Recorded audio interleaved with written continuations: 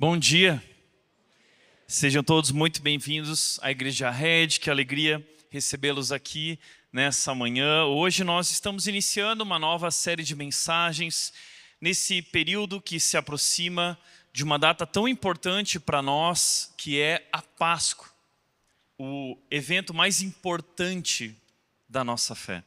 O momento em que nosso Senhor e Salvador se revelou e se entregou por nós naquela cruz.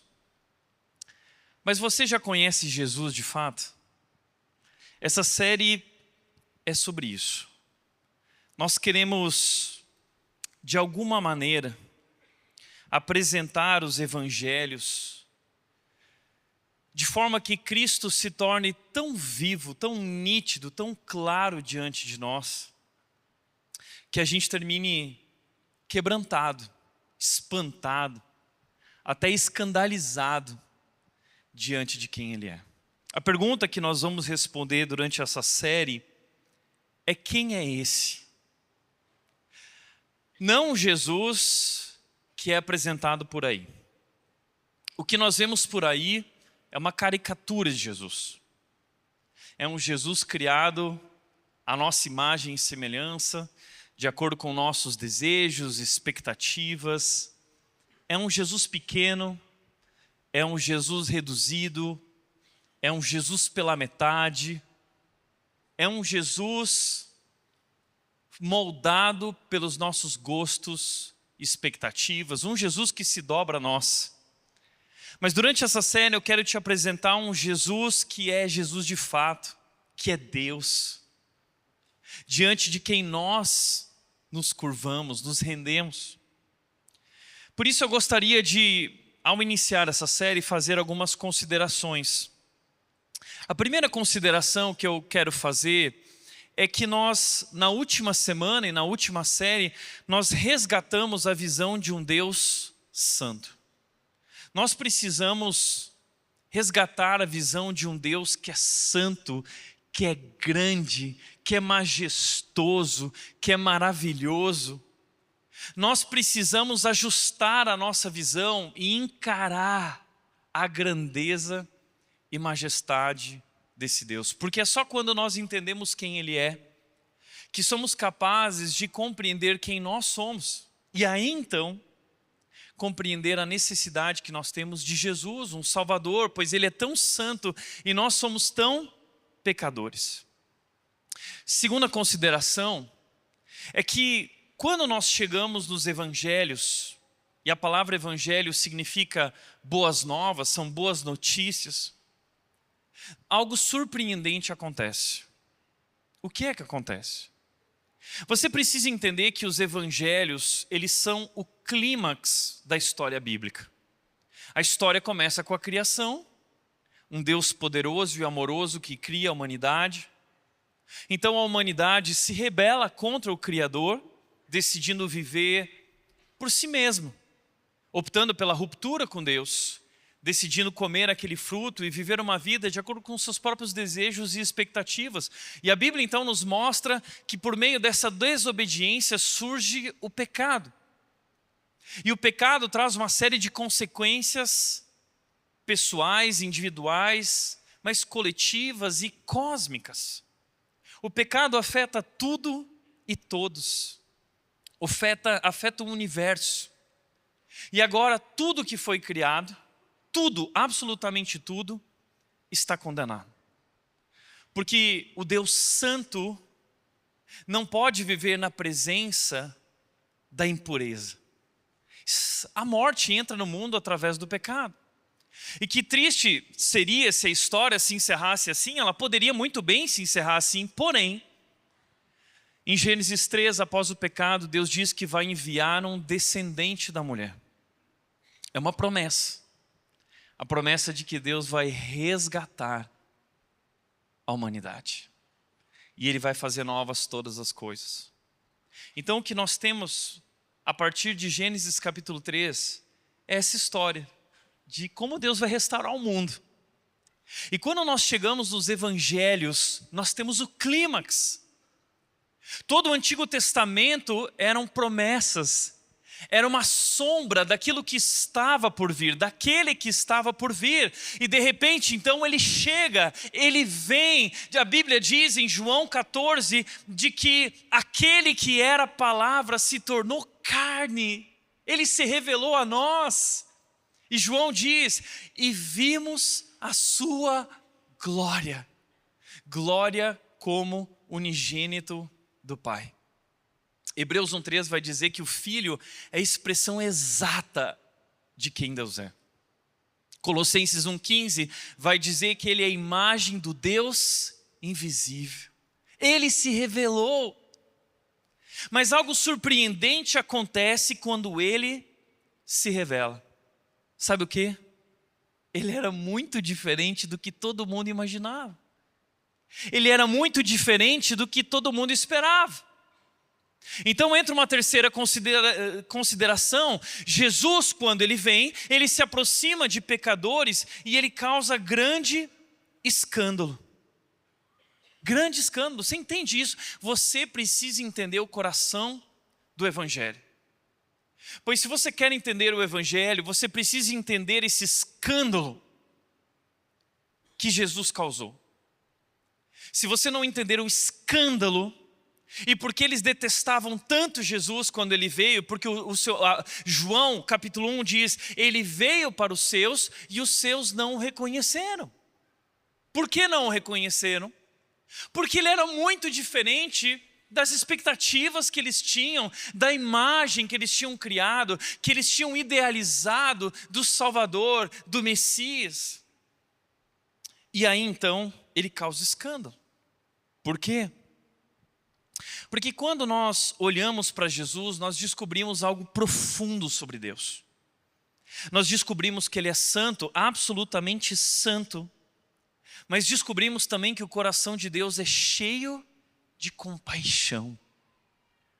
E sabe, há uma imagem lá em Êxodo capítulo 33, quando Moisés, ele diz, Deus, eu quero ver a tua glória, eu não vou continuar se o Senhor não estiver comigo. E Deus diz, tá bom, Moisés, eu vou me revelar a você, mas ninguém pode olhar para mim, para olhar para minha face e continuar vivo. Então eu vou te colocar sobre uma fenda na rocha, eu vou tapar a sua visão com a minha mão e você vai ver minhas costas, você vai ver a manifestação da minha glória, só o rastro que ela deixou. Então diz que Moisés fica na fenda e Deus cobre a fenda com a mão dele e diz que Deus então passa. E sabe o que Deus faz? Deus canta para Moisés. E ele canta quem ele é. E sabe o que ele diz em Êxodo 34:6? Eu sou Yahweh. O Deus, olha como Deus se define. Eu sou o Deus de compaixão e misericórdia. Sou lento para me irar e cheio de amor. É assim que Deus se define. É assim que Deus define a si mesmo. Eu sou um Deus cheio de amor. Eu sou o Deus de toda compaixão. Então, quando esse Deus se revela por meio de Jesus, aparece em Jesus, nós vemos exatamente isso acontecendo. Um Deus cheio de amor, um Deus cheio de compaixão, pois isso é quem Ele é. Então o Deus Santo, que disse a Moisés, não se aproxime, agora se aproxima de todo tipo de pecadores, olhando com misericórdia para quem caiu, oferecendo graça para quem não tinha mais esperança, tocando em quem ninguém tocava, olhando para quem ninguém olhava, restaurando a dignidade de pessoas que foram deixadas às margens da sociedade. E é nesse encontro que nós vemos a majestade de Deus na sua santidade e na sua bondade, na sua graça. E é só quando nós contemplamos essa santidade e bondade, graça, é que nós somos capazes de enxergar o coração de Deus, o coração do Evangelho.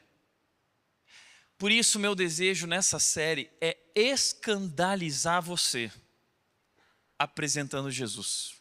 E mostrando para você que Jesus é muito diferente daquilo que nós imaginávamos. Uma curiosidade sobre os evangelhos. Se você for estudar os evangelhos, você vai perceber que os pecadores queriam ficar perto de Jesus e os religiosos queriam se afastar de Jesus. Não é estranho isso? A gente imagina que os religiosos seriam aqueles que gostariam de estar aos pés de Jesus. Mas os evangelhos nos mostram uma cena chocante. Os religiosos não querem ficar perto de Jesus. Como assim? Sabe quem queria andar perto de Jesus? O pior tipo de gente. Perto de Jesus só tinha publicano, que eram traidores. Perto de Jesus tinha gente pobre. Perto de Jesus tinha prostituta. Perto de Jesus tinha gente que foi curada da paralisia, da cegueira, de demônios, como Maria Madalena. Era esse tipo de gente. Isso produzia um choque. Como esse pode ser Deus? Deus está no meio desse tipo de gente suja. Jesus nunca teve problemas em se aproximar de pecadores. Quem teve problema foram os religiosos. E sabe, eu tenho convicção, gente, que se Jesus aparecesse hoje aqui, muita gente da igreja ficaria extremamente desconfortável com as pessoas que Jesus escolheria para caminhar. Eu tenho convicção. Ele produziria escândalo. E sabe o que nós faríamos com ele? Exatamente o que fizeram. Nós o crucificaríamos novamente. Portanto, eu quero começar nossa série trazendo uma imagem, apresentando esse Jesus por meio dos seus encontros com pecadores. E mostrando essa distância que existe entre Jesus, a maneira como Jesus trata o pecado e a maneira como os religiosos tratavam pessoas pecadoras. Eu quero te convidar a abrir tua Bíblia em João capítulo 8, versículos 1 a 11, que diz o seguinte, você pode acompanhar comigo. Jesus voltou ao Monte das Oliveiras, mas na manhã seguinte, bem cedo, estava outra vez no templo. Logo se reuniu uma multidão e ele se sentou e a ensinou. Então uma multidão se reuniu ali perto do templo, e Jesus começou a ensinar essa multidão.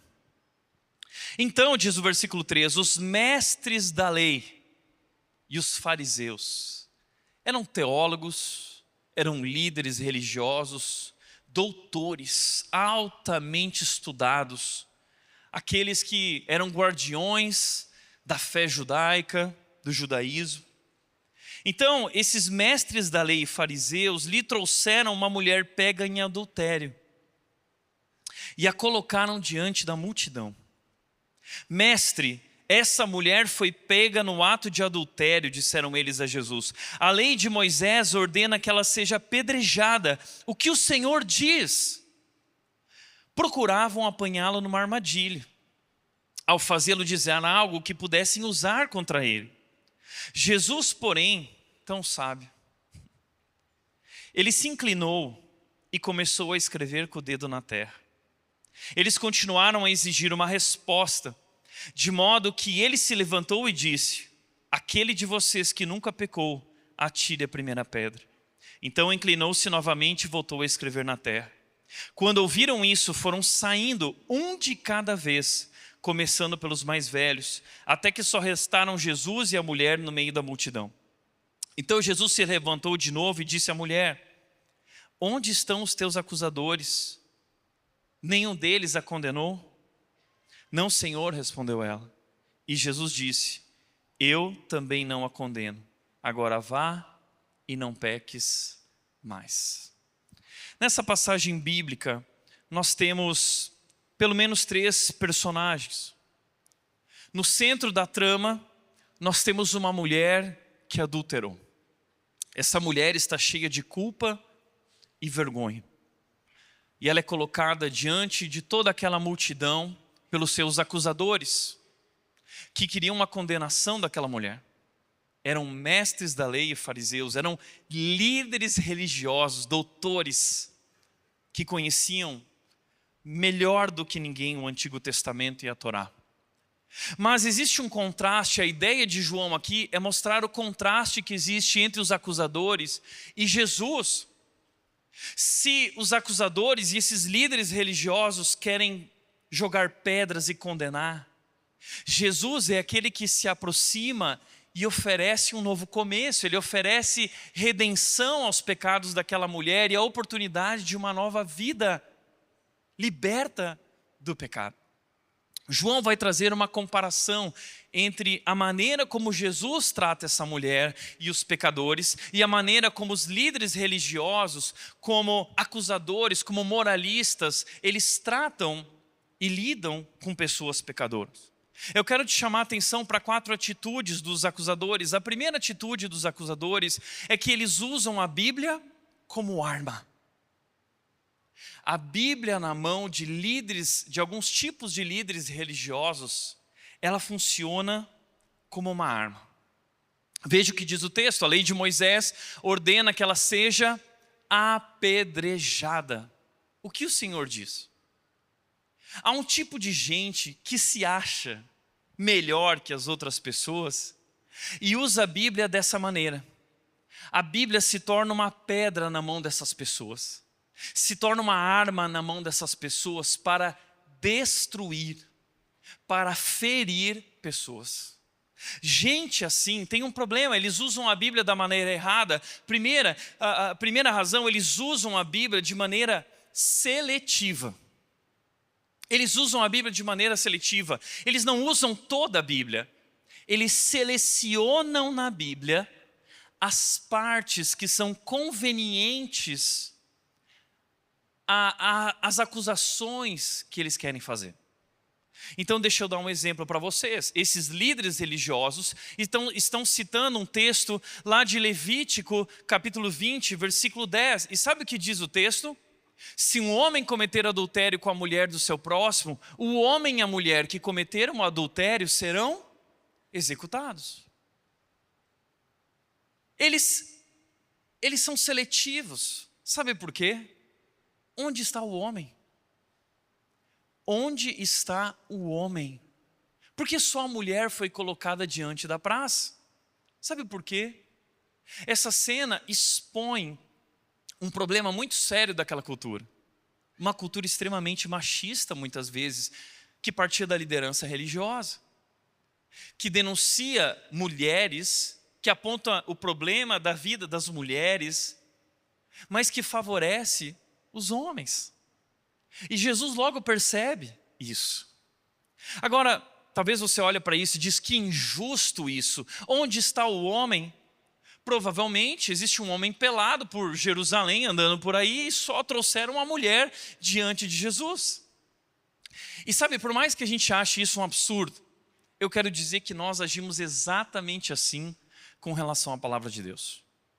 Porque eu vou dar um exemplo, dentre tantos que eu poderia dar a vocês, e hoje é sobre isso, é sobre nós encararmos a maneira como nós muitas vezes reagimos ao pecado de outras pessoas, como somos parecidos com esses líderes.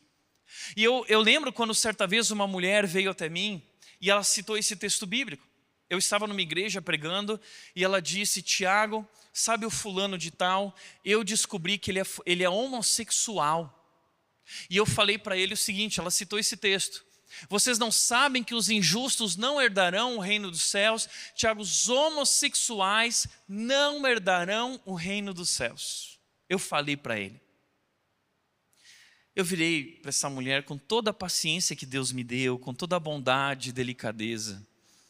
E eu falei para aquela líder religiosa o seguinte: interessante, mas o texto que você está citando, ele também diz que os adúlteros, aqueles que cometem adultério, não herdarão o reino dos céus.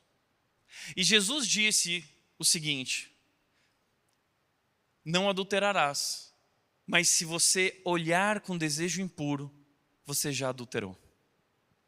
Você já olhou com desejo impuro? Você já alimentou pensamentos imorais, sexuais na sua mente? Pessoas assim não herdarão o reino dos céus. O mesmo texto diz que aqueles que se envolvem em imoralidade sexual. O que é imoralidade sexual? É todo tipo de relação sexual que não é vivida dentro do casamento, dentro da união que Deus criou como um ambiente seguro para a relação sexual.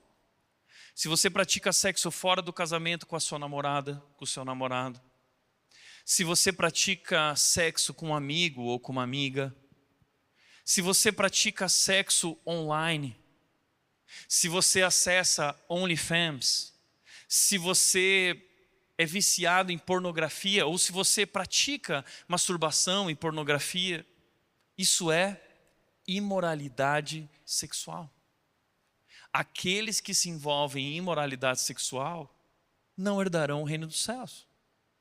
A Bíblia continua dizendo, aqueles que adoram ídolos, aqueles que são ladrões. Estamos chegando no momento de declarar imposto de renda. Aqueles que sonegam imposto, eu vou tirar só essa partezinha aqui da minha declaração. Ou esse lucrozinho aqui eu não vou declarar, senão vai ficar muito pesado, né?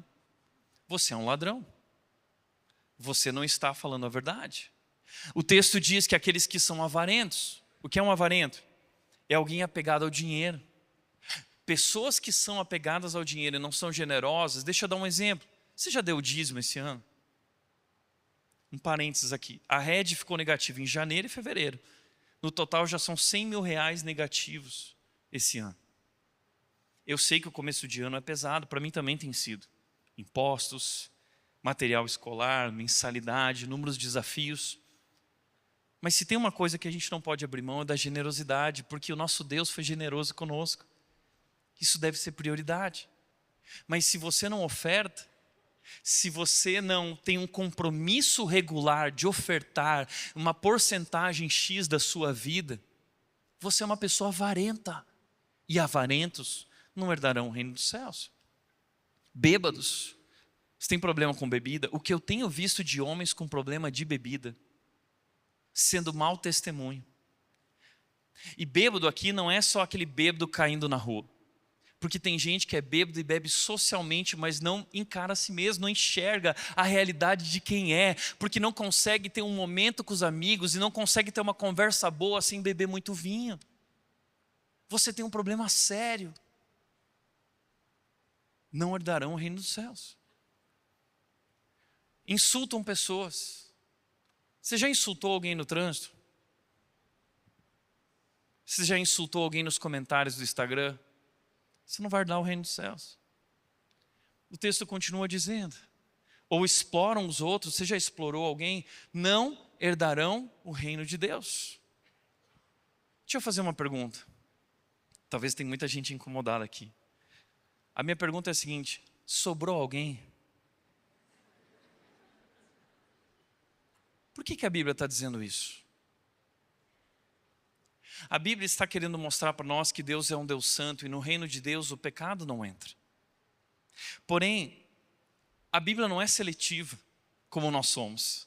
Nós damos ênfase a determinados pecados. Oh, a homossexualidade. Veja, mas a imoralidade, o sexo com a tua namorada, a pornografia é tão repugnante para Deus quanto a homossexualidade. Então nós precisamos parar de dar pesos diferentes ao pecado, pois Deus não dá. Nós precisamos entender que todos nós somos pecadores, a Bíblia está colocando todo mundo no mesmo saco. O que a Bíblia está fazendo é nivelando o nosso afastamento de Deus e mostrando que todos pecaram e todos estão distantes e não há um justo sequer. Mas o texto seguinte diz, alguns de vocês eram assim. Eram assim. O que está acontecendo aqui? Paulo está destruindo a sensação de superioridade moral que pode existir no nosso coração. Mas vocês foram purificados, santificados, declarados justos, indica uma ação de Jesus, é o que Jesus fez por nós. Ou seja, se nós fomos salvos pela graça, não pela nossa performance, se nós éramos pessoas assim, como agora nós podemos tratar pessoas de maneira diferente, achando que somos melhores que elas? Porque a única diferença entre eles e nós é que nós somos salvos pela graça, purificados por Ele. Não existe diante de Deus gente que é boa e gente que é ruim. Diante de Deus só existe gente ruim. Todos nós estamos nivelados. Um homossexual, o heterossexual, todos nós estamos nivelados em nosso nível de perdição. Mas o que existe diante de Deus é gente arrependida e gente não arrependida. É assim que a Bíblia define. Não é gente boa e gente ruim. É gente ruim arrependida e gente ruim não arrependida. Mas são pessoas que usam a Bíblia seletivamente. Só leem as partes da Bíblia que lhe favorecem, que lhes são convenientes. Usam a Bíblia fora do contexto. O nosso mal, como cristãos, é que a gente usa a Bíblia em fragmentos. A gente faz devocional em fragmentos. O que é isso? A gente não lê a Bíblia como uma história única que vai se revelando à medida dos acontecimentos. Não, nós vamos lendo a Bíblia assim de qualquer forma, sem entender, completamente fora do contexto, sem entender para quem foi escrito, o que aquelas pessoas estavam vivendo, quais eram os dilemas que elas enfrentaram ali, como era aquela cultura, quais eram os ídolos daquela cultura, o que Deus está confrontando, como Deus agora entende? Existe um contexto, nós não podemos tratar a Bíblia, estudá-la levianamente.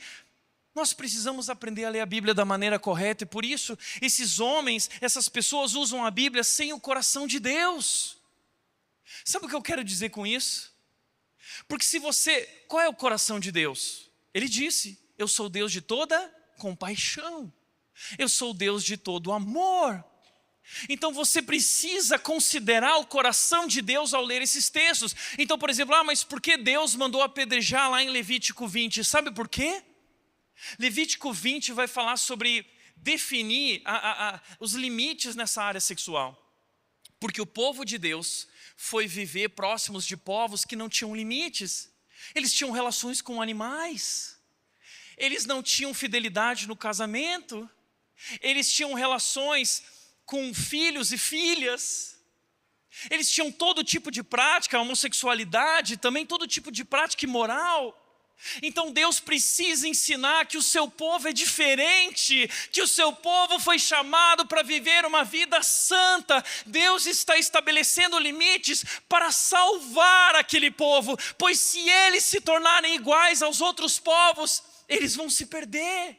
Tudo que Deus coloca na palavra é para o nosso bem. Então, quando nós lemos a Bíblia fora do contexto, sem compreender toda a história bíblica como uma narrativa única, nós acabamos perdendo o coração de Deus. Nós lemos a Bíblia de forma fria, e quando nós fazemos isso, uma teologia equivocada sempre acaba ferindo as pessoas.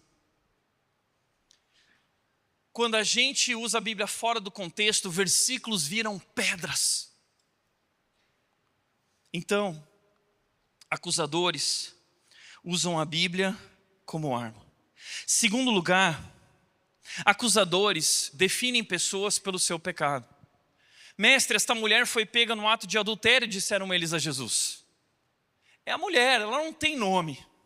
Eles rotulam ela pelo pecado dela.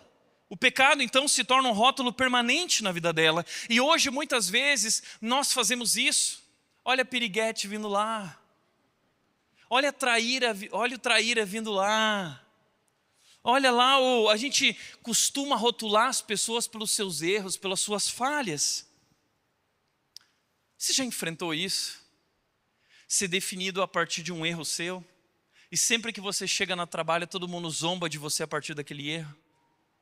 Isso é terrível. Esses homens não estão preocupados com a mulher. Essa mulher é apenas uma ferramenta que eles usam para tentar destruir Jesus. E muitas vezes nós agimos assim, usando a queda de alguém para fortalecer a nossa própria posição espiritual. Cuidado, não rotule pessoas pelos pecados delas, não reduza ninguém ao pior momento da sua vida. Jesus não faz isso. Terceiro lugar, acusadores expõem pessoas em público. Ao invés de eles buscarem a restauração num ambiente correto para isso, eles colocam essa mulher diante de toda multidão. O pecado dela vira um espetáculo. Eles colocam ela no centro da praça, colocaram diante da multidão. Sabe, a gente olha para essa cena e acha um absurdo. Mas e se eu te dissesse que hoje nós ainda fazemos isso? O problema desses homens é que os religiosos adoram expor o pecado dos outros porque isso ajuda a esconder o deles. É por isso que é tão bom expor as pessoas. Porque quando a gente expõe alguém, de alguma maneira nós estamos nos autoafirmando. Está vendo, eu não sou tão ruim assim. Existe alguém pior do que eu. E enquanto a gente coloca outro diante de todos, expõe alguém, nós temos a oportunidade de esconder os nossos pecados. E por mais que a gente ache ridículo isso, muitas vezes nós fazemos isso de maneira online. Você já se juntou a uma multidão virtual para condenar alguém? Existe hoje o que eu chamo de linchamento virtual. A gente ouve notícias pela metade e já julga, e já posta, e já comenta, e já proclama o inferno na vida das pessoas a partir de algo que uma pessoa que nós não conhecemos direito. Mas a internet, atrás da tela, a gente fica corajoso e a gente gosta de expor os outros. E isso é tão perigoso porque muitas vezes nós fazemos isso em nome de Jesus com Bíblia na mão. Teve uma história que aconteceu há cerca de 10 anos atrás com uma mulher, uma história muito interessante que mostra de maneira trágica e cruel que muitas vezes nós fazemos. Como a internet contribuiu para a morte brutal de Fabiane. A dona de casa foi brutalmente assassinada por cidadãos comuns, crentes numa lenda alimentada por páginas irresponsáveis na web. Quantas páginas irresponsáveis, quantas notícias irresponsáveis, quantos posts irresponsáveis que destroem a vida das pessoas e não há mais volta. Pode não ser uma morte trágica, física, mas pode ser um cancelamento virtual que destrói a vida da pessoa para sempre. E ela não tem a chance de poder se justificar. Veja o que diz o texto: o que era boato se transformara em espetáculo de tortura, presenciado por cidadãos que tinham ouvido falar sobre uma mulher que sequestrava crianças para fazer magia negra. Aí então alguém viu a foto e falou assim: é a fulana. Mas não era fulana, se confundiu. E aí um círculo de pessoas formou-se ao redor da dona de casa, Fabiane Maria de Jesus, de 33 anos. A primeira delas desferiu um golpe de madeira em sua cabeça, derrubou-a com a Bíblia que tinha nas mãos. Mais de 100 pessoas se aproximaram. Derrubou essa mulher com uma Bíblia na mão. Sabe, nós crentes fazemos exatamente isso. Nós destruímos pessoas com a Bíblia na mão, usando ela como uma arma para acabar com as pessoas, para provar que nós somos melhores que as pessoas. O texto continua dizendo: várias atiraram pedras, muitas desferiram socos e pontapés, outras arrastaram Fabiane como uma boneca de trapos pelo chão. Desacordada, ela foi atirada por cima de uma ponte. Cruel, não? Mas não menos cruel que os nossos posts na internet. Não menos cruel que nossos comentários, que afetam e destroem pessoas. Portanto, nós precisamos tomar cuidado em nossas condenações e linchamentos virtuais. Jamais deveríamos participar de um linchamento virtual. O objetivo sempre deve ser a restauração, e expor dessa maneira não traz a restauração. A queda de uma pessoa não deve ser um assunto de post no Instagram. Então, algumas perguntas para nos ajudar. Primeira, por que eu estou postando isso? Eu quero ajudar ou eu só quero ganhar curtidas? Porque expor o pecado dos outros gera muita curtida no Instagram, gera engajamento. E de alguma forma você pode mostrar que você é melhor que ele, que eu disse, eu falei. Orgulho. Eu conheço a história inteira ou só um recorte? Como você se sentiria se alguém julgasse sua vida inteira a partir do seu pior momento? Julgamos histórias complexas a partir de pedaços pequenos de informação. E quando fazemos isso, deixamos de buscar a verdade, só queremos um culpado. Uma outra pergunta: eu diria isso olhando nos olhos dessa pessoa? Sabe o que acontece? É impressionante como a coragem de acusar cresce quando não estamos no centro da multidão, no centro da praça. Ali naquele momento na praça ninguém era inocente, mas enquanto a mulher estava no centro, todo mundo se sentia confortável para julgar, porque não é o pecado deles que está exposto. O mesmo acontece hoje. A internet cria uma falsa posição de superioridade moral. Então, de trás da tela, todos nós nos sentimos juízes do mundo. Falamos com uma dureza que jamais teríamos olhando nos olhos de alguém.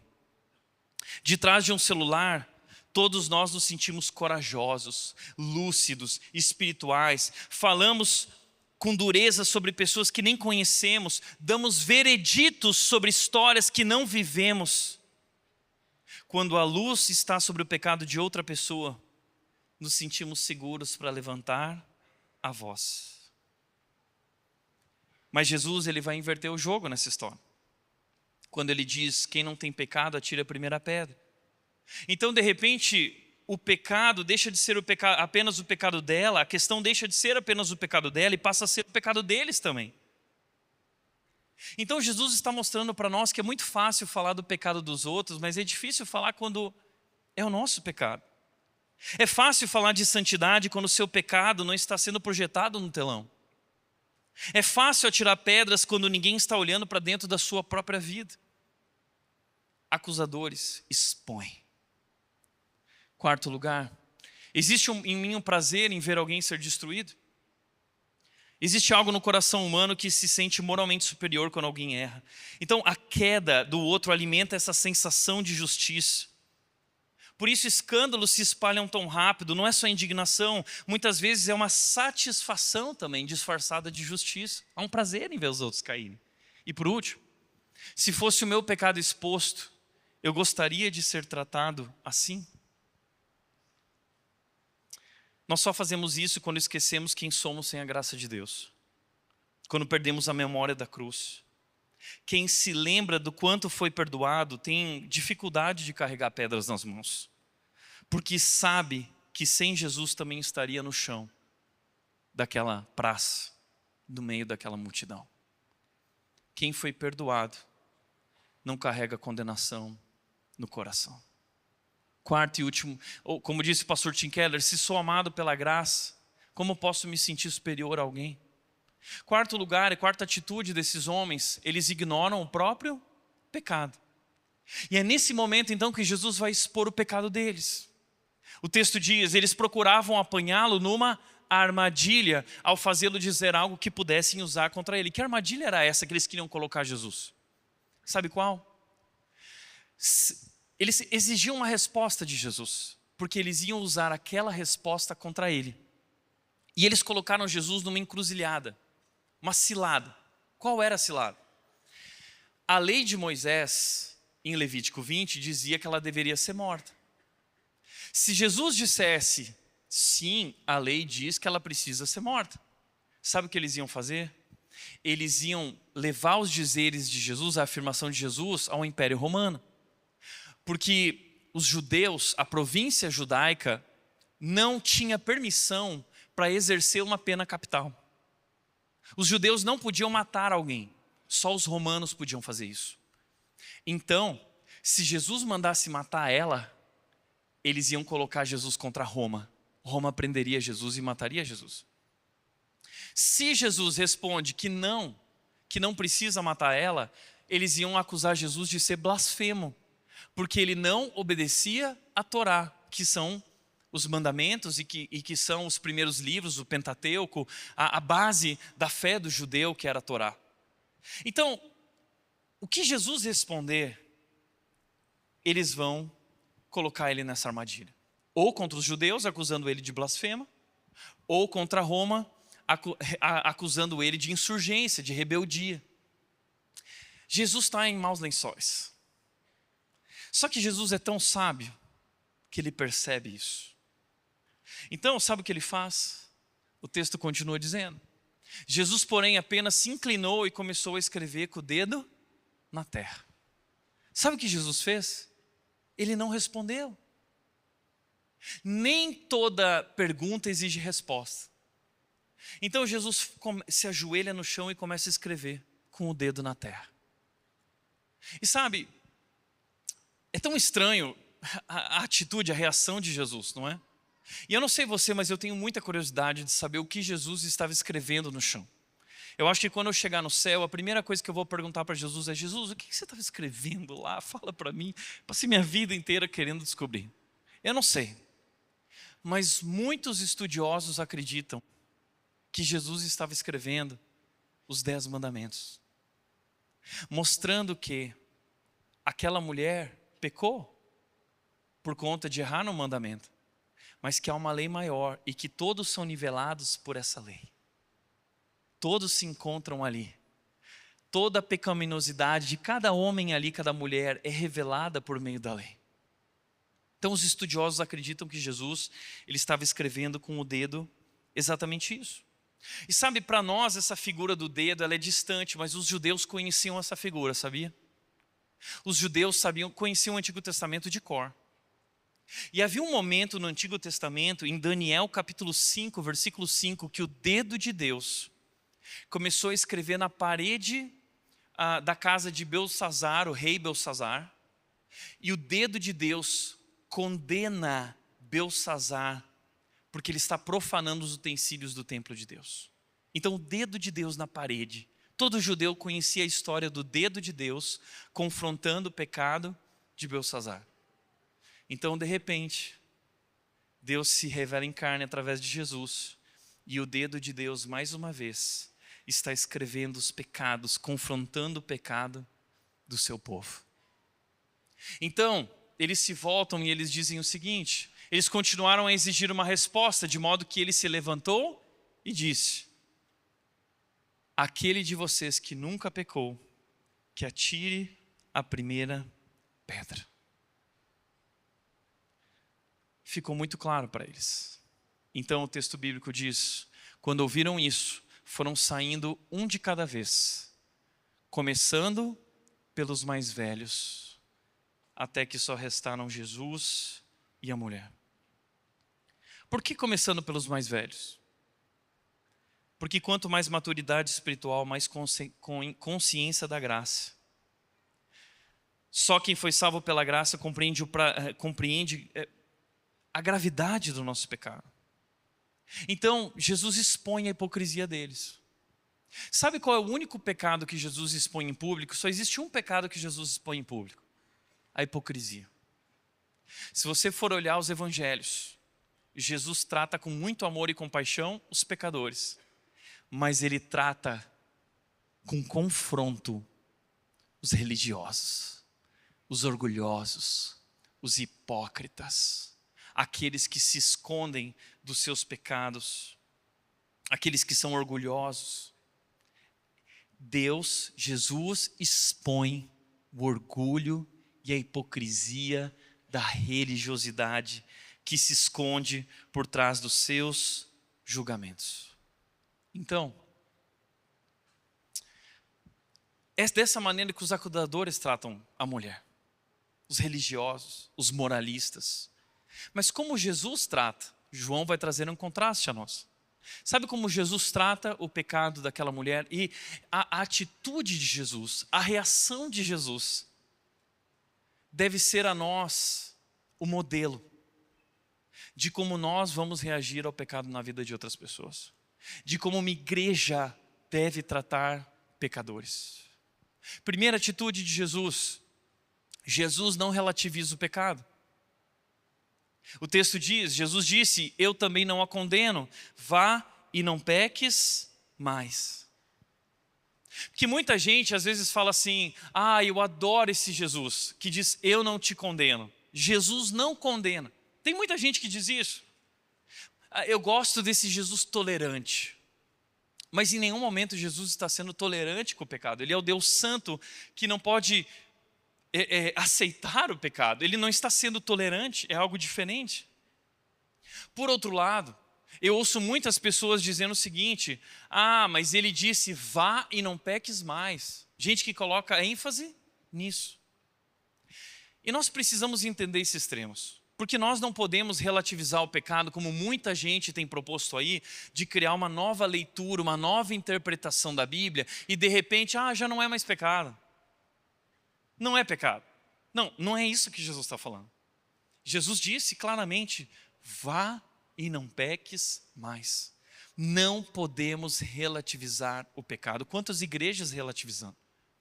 Porém, nós precisamos tratar o pecador com graça. Por isso eu quero te mostrar, através de um gráfico, algo que nós como igreja, e eu quero voltar a esse assunto várias vezes durante a nossa história como igreja, pois aqui se encontra o coração do Evangelho.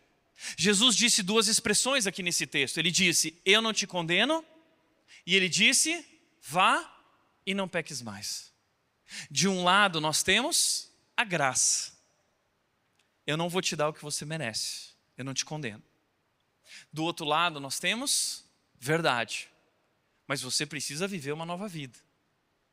Verdade e graça.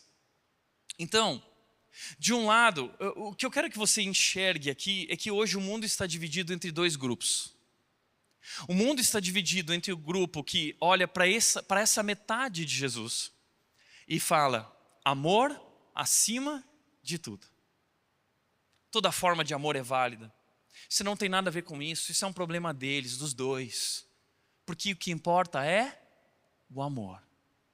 Existe uma parte do mundo que olha para essa metade de Jesus, achando que está certo. O problema é que graça, amor sem verdade, não é amor, não é Jesus. Mas há uma outra metade do mundo que se acha que acha que está correta, que se encontra aqui. Gente que diz assim: não, mas diz vai, não peques mais, é a verdade. Ou seja, a verdade a qualquer preço. A verdade, vocês são pecadores, vocês estão perdidos, seus desgraçados, vocês vão todos para o inferno. Na Bíblia diz que vocês não vão herdar o reino de Deus. Desculpa, mas essa não é a verdade de Jesus. Ai, como assim não é verdade que todo mundo vai? Não desse jeito. Porque não basta dizer a coisa certa. É preciso dizer da maneira certa. Não basta dizer a verdade, é necessário dizer a verdade com o coração de Cristo. Portanto, hoje nós estamos divididos no mundo entre esses dois extremos.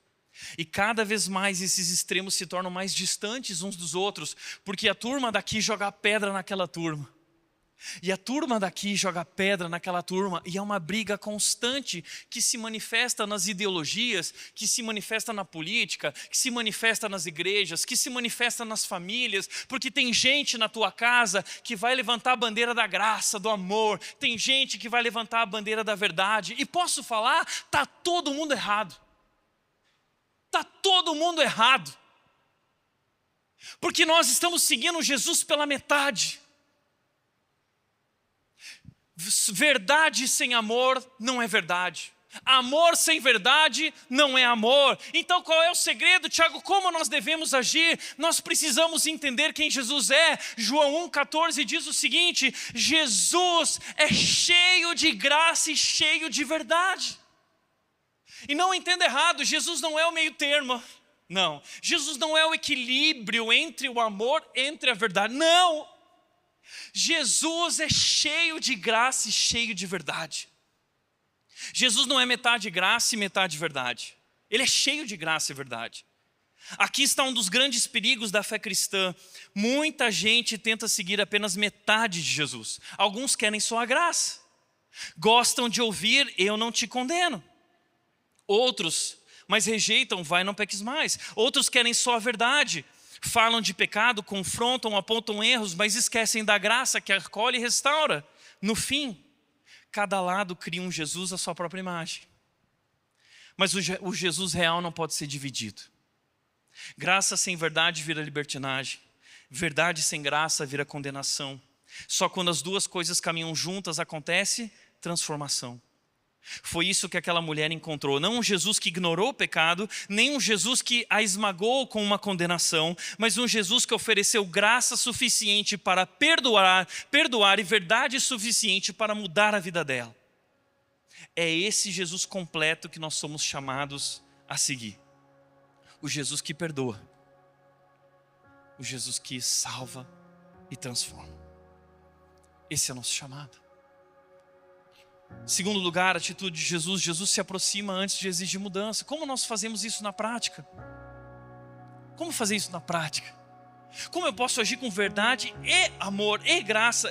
E como eu posso ser gracioso sem abrir mão ou relativizar a verdade? Como eu faço isso? Como Jesus conciliou isso? Há uma tensão, eu não sei se você já percebeu, há uma tensão aqui. E nós somos chamados a viver e habitar nessa tensão. Isso é ser igreja, e habitar nessa tensão. Mas como na prática isso se manifesta? Sabe como? Jesus nos ensina. Jesus se aproxima antes de exigir mudança. Jesus não chega para ela assim: você quer se relacionar comigo? Então tá aqui, 4 passos, e depois dos 4 passos eu me relaciono com você. Porque para nós é crer, primeiro você crê, crer para pertencer. Para Jesus era diferente.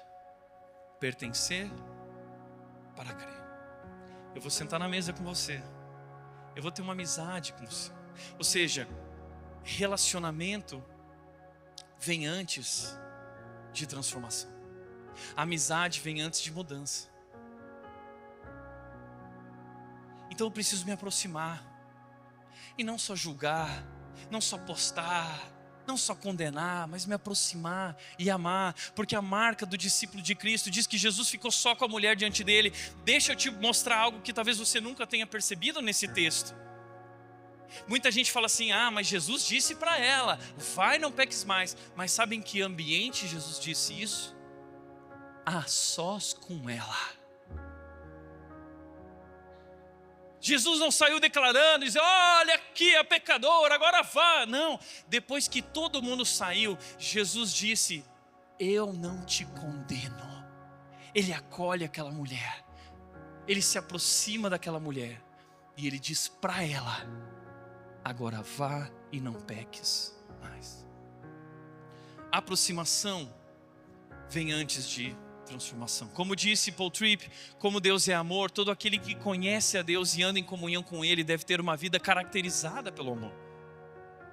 Não basta a verdade sem amor não é Cristo Jesus. Não basta só ter amor sem verdade, não é Cristo Jesus. A nossa vida precisa ser caracterizada pelo amor. Nossos posts precisam ser caracterizados pelo amor. Nossa postura em relação ao mundo deve ser caracterizada pelo amor. Por que que a gente condena tanto o mundo que precisa ser alcançado? O mundo já está condenado. Nós precisamos nos aproximar do mundo, de cada pecador, com amor, sem abrir mão da verdade, mas através de uma amizade, porque amizade vem antes de mudança, relacionamento vem antes de transformação. Essa é a verdade que como igreja nós estamos sendo chamados a viver. Como é triste quando, muitas vezes já aconteceu aqui na rede, eu lembro de uma vez que alguém chegou para mim: Tiago, você não sabe quem está entrando por aquela porta, cuidado, é o corrupto. O corrupto chegou, Tiago.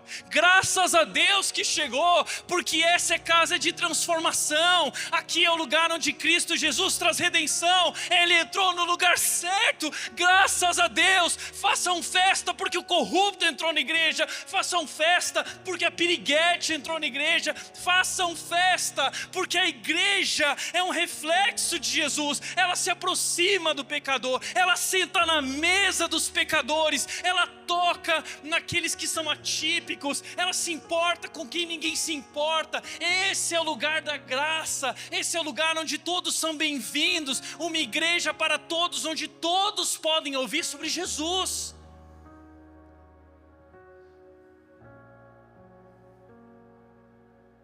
Terceiro lugar, Jesus assume a condenação.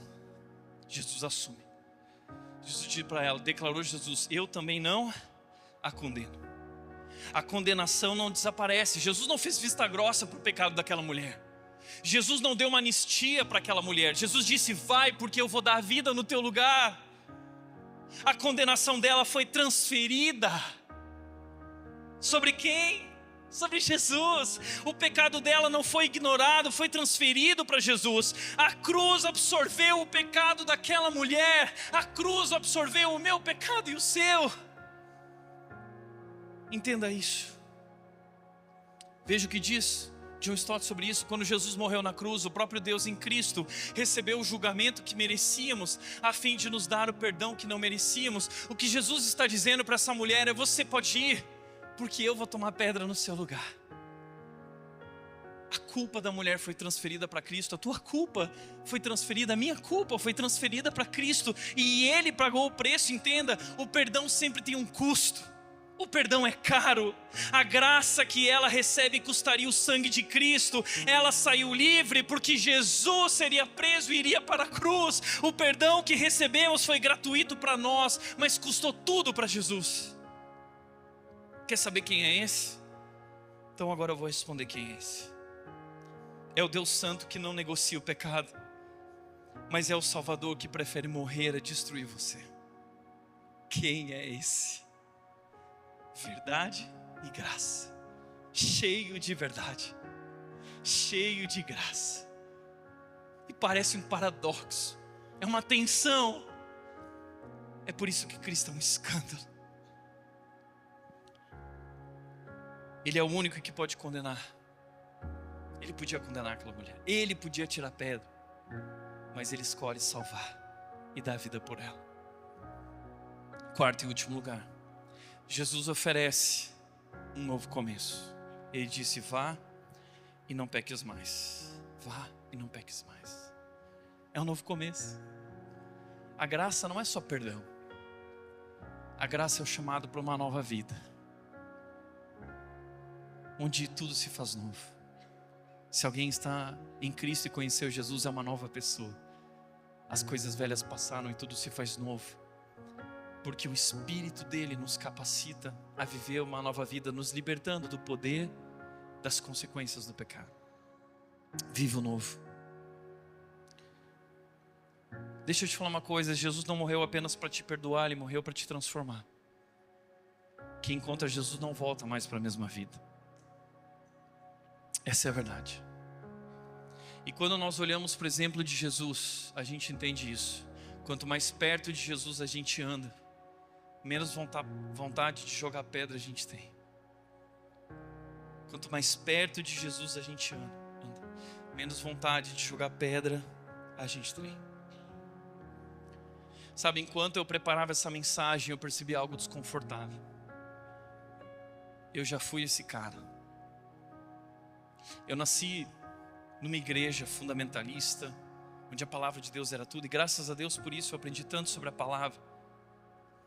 Mas eu aprendi a palavra de maneira seletiva. Eu não aprendi a ler a palavra da maneira correta.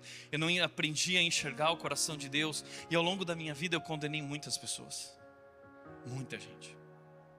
E sabe, essa semana, enquanto eu preparava essa mensagem, Deus deixou claro que ano passado eu feri uma pessoa na internet, porque eu queria ganhar uma discussão, porque eu queria provar que o discurso teológico do outro estava errado. E não que eu deixei de acreditar naquilo que eu falei, mas eu entendi que Jesus não nos chamou para vencer debates teológicos ou para ter razão. Ele nos chamou para refletir quem Ele é.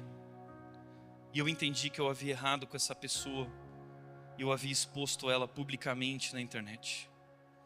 Então, eu estou confessando que em muitos momentos da minha caminhada eu já tive mais facilidade de defender a verdade do que expressar a graça. Eu já falei coisas certas do jeito errado. Critiquei pessoas publicamente. E hoje, quanto mais eu olho para Jesus, eu percebo que a verdade do Evangelho nunca veio na forma de uma pedra na mão. O Evangelho não nos chama apenas a estar certos, ele nos chama a parecer com Cristo. Eu enviei um texto, eu mandei uma mensagem de áudio para esse pastor, pedindo perdão, reconhecendo meu erro, dizendo que eu gostaria de poder restaurar, de que eu gostaria de encontrar ele, dar um abraço. E esse pastor, muito famoso, me respondeu essa semana. Foi um momento muito emocionante para mim, porque Jesus está trabalhando no meu coração. E eu enviei uma mensagem para toda a equipe pastoral, e eu disse, compartilhei a história, eu compartilho isso com vocês porque não quero mais ser aquele Tiago com pedras nas mãos. E como pastores, eu também espero que nós nos tornemos esse tipo de liderança. Nosso chamado não é apenas defender a verdade. Nosso chamado é expressar a verdade com o coração de Jesus. E eu sei que existe uma tensão real nisso. Graça e verdade caminham juntas. Não abrimos mão da verdade, mas também não abrimos mão do Espírito de Cristo quando falamos dela. E o que eu quero aprender olhando para Jesus é como viver exatamente nesse lugar. Firmes na verdade, mas com as mãos vazias de pedras. E eu gostaria que todos nós caminhássemos juntos nessa direção. Do pior pastor sênior do Brasil, Thiago Matos.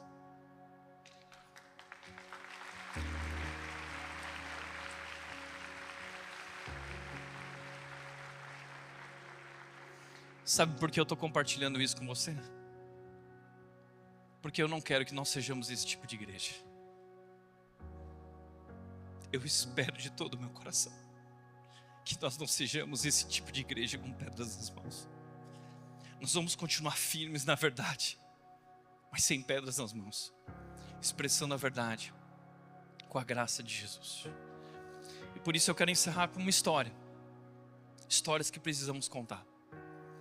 Há cerca de 1 ano e meio atrás, eu recebi uma mensagem de um homem. E ele me mandou mensagem dizendo: Tiago, eu visitei a igreja e eu quero ir direto ao ponto. Esse homem disse: eu sou gay. Eu não queria ir à igreja, porque eu cresci na igreja. E eu quero saber o que a Red pensa sobre isso, porque eu adorei. Mas eu estou com tanto medo de não poder voltar mais. Então eu mandei uma mensagem para ele, eu disse assim: eu posso não te responder no Instagram? Você pode vir até a minha sala para a gente conversar? E ele veio até tremendo, não acreditava. E ali estava ele. E eu ouvi a história dele. Cresceu na igreja, a vida inteira sendo apedrejado porque tinha um jeito diferente, Bíblia na mão, destruindo. A mãe dizia todos os dias para ele que ele tinha um demônio no corpo. Assim ele cresceu, se afastou de Cristo e da igreja. E quando eu ouvi aquela história, eu comecei a chorar. E eu disse para ele, de forma privada: eu creio que a homossexualidade destrói sua vida. Mas antes de a gente falar sobre isso, eu posso caminhar com você? Vamos ser amigos? Vamos ler um livro junto? Eu quero te mostrar o Jesus que eu estou conhecendo nas Escrituras. E nós começamos a estudar a palavra juntos. Eu dei a ele meu livro, Jesus Não É Quem Você Pensa. Ele leu o livro, foi impactado. Depois eu dei a ele um outro livro, continuamos estudando. Hoje ele tem caminhado junto a um dos pastores também. E recentemente, ele me procurou dizendo: Tiago, há uns tempos atrás ele falou, na verdade: eu quero viver uma nova vida em Cristo. Eu quero me batizar. Eu quero seguir Jesus. Eu quero servir com vocês. Eu entendi quem eu sou e quem Cristo é. E ele escreveu em um post: em 2024, nesse mesmo culto, eu estava indo à Red pela primeira vez. Mas dentro de mim havia uma grande resistência. Eu carregava muitas feridas do passado e uma profunda repulsa por tudo que estivesse relacionado à igreja. Isso me fez travar, questionar e observar tudo com muita desconfiança. Eu não me sentia digno. Acreditava com convicção que jamais poderia experimentar a mesma alegria que via estampada no rosto das pessoas ali.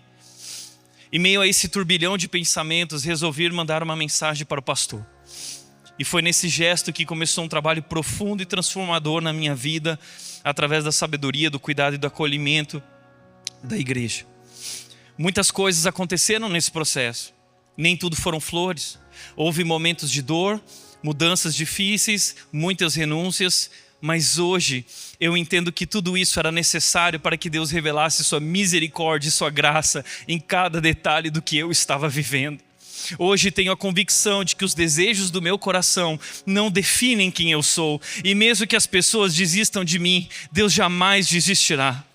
Eu sigo sendo alguém imperfeito, mas alguém que todos os dias se inspira nos ensinamentos de Jesus. Alguém que quer ser melhor e quer anunciar essa boa nova a mais e mais pessoas. Vale a pena servir a Jesus. Vale a pena sentir a presença desse Pai bondoso e amoroso que transforma, alcança com sua graça e ilumina nosso caminhar. Deus é bom o tempo todo. E ele me contou recentemente que uma moça da cidade, homossexual, enviou uma mensagem para ele, dizendo: olá fulano, tudo bem? Desculpa a pergunta indelicada, mas eu já fui na Red e gostei. Mas gostaria de entender o que você fez com a sua orientação sexual. E ele respondeu: olá, estou bem, e você? Minha sexualidade não deixou de existir, mas deixou de ser o centro. Eu escolhi de forma consciente e livre viver o celibato porque hoje meu relacionamento com Jesus ocupa esse lugar central. Não foi imposição, foi decisão. E o que eu encontrei nisso tem sido mais profundo do que qualquer outra experiência que eu já tive antes. É isso. É isso. Vamos viver esse evangelho juntos. Vamos nos aproximar. Vamos amar quem não é amado. Vamos resgatar aqueles que foram feridos pela igreja. Aqueles que foram alvos de pedras, de pessoas com o coração duro. Por isso, para refletir e praticar. Como você reage às falhas de outras pessoas com acusação ou compaixão? Lembre-se de onde Jesus te tirou e da misericórdia que Ele teve com você. E por último, quem segue Jesus não carrega pedras, carrega bacia e toalha. Esse é o nosso chamado, para ser igreja. Posso falar uma coisa? Jesus escandalizou. E eu creio que se nós formos seguir Jesus, nós seremos motivo de escândalo. Vocês estão preparados? Vamos entregar nossa igreja nas mãos do Senhor. Feche teus olhos.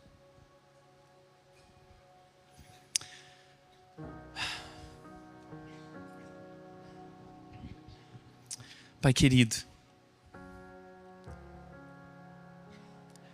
nos ensina a ler a Tua palavra da maneira correta. Abre nossos olhos para que nós possamos enxergar o Teu coração nas Escrituras. Para que nós possamos ser um espelho, um reflexo de quem Tu és. Nós queremos ser como Jesus, cheios de verdade e cheios de graça. Transforma o nosso coração, Deus. Transforma cada pecador que aqui está. Que juntos nós possamos assumir essa postura de pecadores arrependidos. E que a Tua graça não apenas nos acolha, alcance, mas que ela nos transforme. Que ela faça tudo novo na vida de cada um de nós. Nos ensina a refletir Jesus por onde nós andarmos. Essa é a nossa oração em nome de Jesus. Em nome de Jesus. Amém.